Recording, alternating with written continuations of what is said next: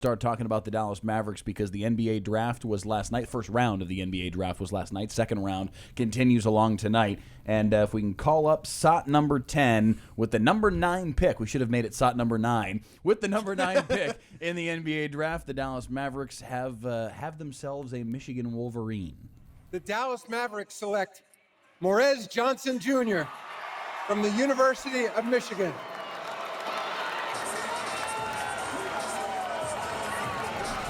So Morez Johnson Jr. is the selection. This is very. There's so many layers to this because I feel like what happened between pick 1 and pick 8 was worst case scenario for the Dallas Mavericks. 100%. All of the guys that they would have maybe felt like that could be our guy. Just ping, ping, ping, ping, ping, ping, ping, went off the board. They right never in front say of that them. publicly, by the way. No, of course they would. We're Of just course left they to would. kind of interpret that, read between the lines here a bit. But it feels like the anti-Cowboys draft, where the Cowboys had a couple of artifacts where struck like, gold. that's a good thing for Dallas. That's a good thing for Dallas. Hey, maybe. Hey, and all of a sudden they find themselves in a position where all they had to do was make the one spot move to go get their guy with Caleb Downs. This was the opposite of that. This was all of the guys that you would have really wanted going off the board. And it brings me back to the I know, the lottery my balls brain goes right there, too. And the final game of the regular season because You they did cost this to themselves yourself. Yes, they cost themselves 2 to 3 spots in the draft at minimum, and a chance, obviously, a better chance of jumping up higher in the draft with that win on the final day of the regular season, and you end up in an 8-player draft with pick 9. Now, I do think that Morez Johnson Jr. has potential to be a good player in the NBA. It's not like everybody that's picked from 9 to 30 is going to be awful, but there were 8 guys that you looked at and went, okay, there's a level of reliability, there's a level of expectation that these guys are going to be for real. And now everybody after that, you're hitting and hoping. And there's reason to hope for this kid, but this is a hit and hope. correct. And I guess my issue with it, and I don't know if it's necessarily an issue, but it is a little bit curious, is it's another front court player. And the Mavericks have a lot of them. And so there's only, 2 spots on the floor for a front court guy? I mean, Coop might, rotate between the 3 and the 4, whatever his role ends up being. But there's only 2 spots. And even with your bench and depth that you want, there's going to be odd men out here, which means there are going to be trades or changes coming in the months ahead. Yeah. There's just no way you have a team with Daniel Gafford, Derek Lively, Morez Johnson Jr., P.J. Washington, Cooper Flagg, Caleb. yeah. I mean, The list goes on and on. who plays guard besides Kyrie and, Clay? But that's a contract that might be out Yeah. the door. I mean, it's Nebhard. You got to imagine that Clay's moving on. or will Wouldn't he press the want to? issue, Yeah. right? So you compile all of that into one, and it's like you're really gonna go for another big man. And I kind of get it from the stance of the NBA is going very defense heavy. We talked about this yesterday. I mean, the top teams in the league this last year and down the stretch through the playoffs were some of the best defensive teams in the NBA. So you need that. I'm not going to dispute that at all. You also need to put the ball in the hoop. And Kyrie, You need bucket and getters. Kyrie and Coop are electric, no doubt about it. Yeah. You need more than that. And Morez Johnson Jr., I guess the one question mark about his game is, what is that offensive skill set? He can shoot some threes. He's got range. Yeah, you just saw it in the Correct. highlights. But he doesn't have gravity is the word that the draft nerds like to use. And Where's Fred Katz when you need I him? know, seriously. I gotta call him up after this, being like, "What's Morez's gravity?" It's not high, right? He's not going to bring multiple defenders to him, and that's kind of what you need in the NBA because that opens everything up. Yeah. If you can draw multiple defenders, then everybody else is playing on a one-man advantage, and so from that standpoint, I'm a little bit, how does this work? If you're really solely doing it for the defense versatility, being able to guard maybe 2, 3, 4, 5, which is great, but what are you getting offensively? And if you just put out a lineup where you have Derek Lively and Morez Johnson Jr., who are not super refined offensively, you're really relying on Kyrie and Coop to play almost like a two-man game.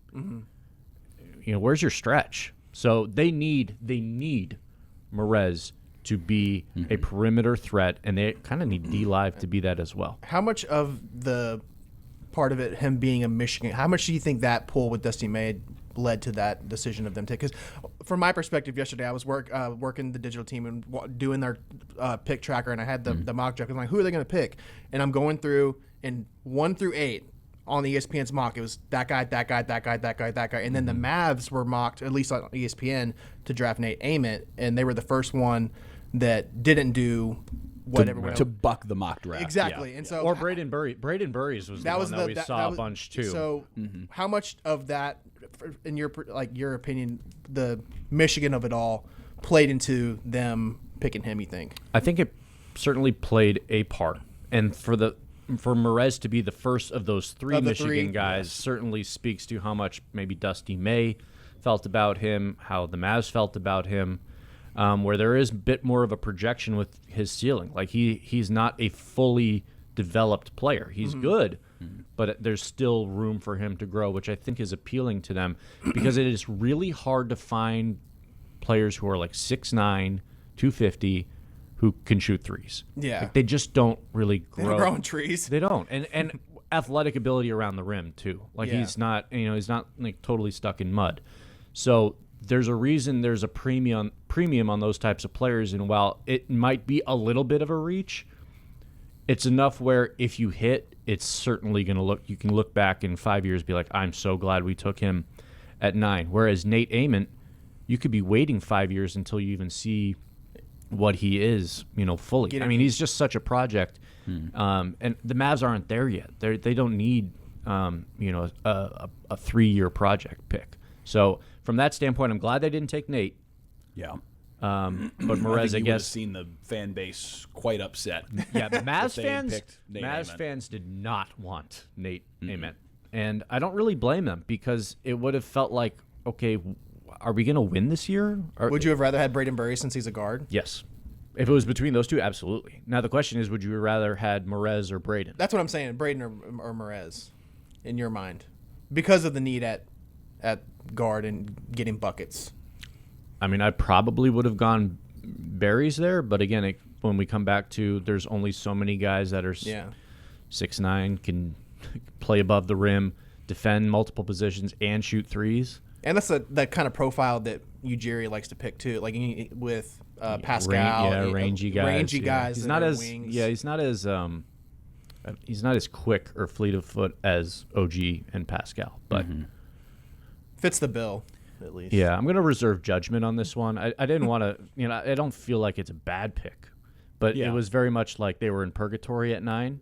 Yes. For their own doing, and they have to roll the dice a little bit harder on this one than maybe if they were at pick 7. Had they not dropped those 2 spots, who do you think they would? If they had those extra spots, do you think they probably would have got Acuff? I think they would have gotten any of those guys. Yeah, I think the draft kind of happy with any of them. I think the draft shook out probably how it should have gone. Yeah. So, yeah, any of them. Acuff would have been so fun. Yeah. Acuff and Flag together would have been pretty special. I do think it works out well, given that they did end up in this NBA draft purgatory of the number 9 spot, that they had Dusty May's counsel in all of this. Yeah. Because there were 3 guys from Michigan on the board that all could have been plausible choices for you with that number 9 pick. And he also played against or coached against a lot of these guys that you're also, considering. So the fact that you had the ability to go to Dusty May and say, all right, this is where we are. This is where we think we're going to be, because it would have been, I think, pretty easy for anybody, clearly even the ESPN mock draft, to line up, all right, this is how this is probably going to go. This is the spot we're probably going to be in. We're looking at potentially one of your 3 guys. Which one do you think has got the highest ceiling? Which one do you think fits our system best, fits our core best, fits our talent best, to be able to go directly to the source of somebody that this isn't just a scout that, went to games and scribbled down a couple notes, and He's working with them every day.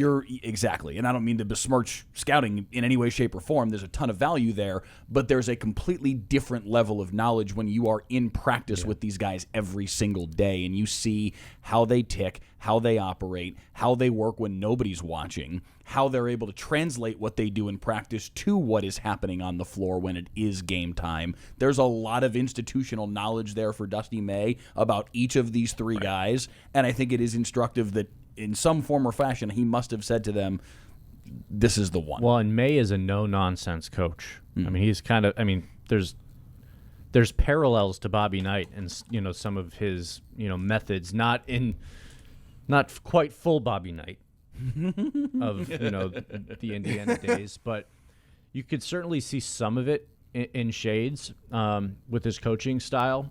And for him to be a supporter of the Morez pick and, at least lean that way speaks to maybe how well he can coach him, how coachable he is. You want guys that are going to show up every day and be a pro. Typically, guys go to the NBA and you don't necessarily know what you're going to get because there's so much ego involved. There's, I should be the star, I should be this, I should be that.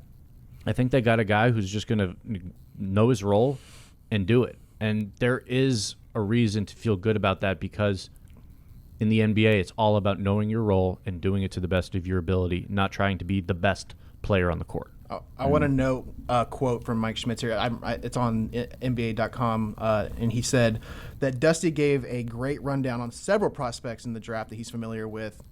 So just to have that insight from his perspective is obviously very unique, but he says he spoke the world of Morez Johnson Jr.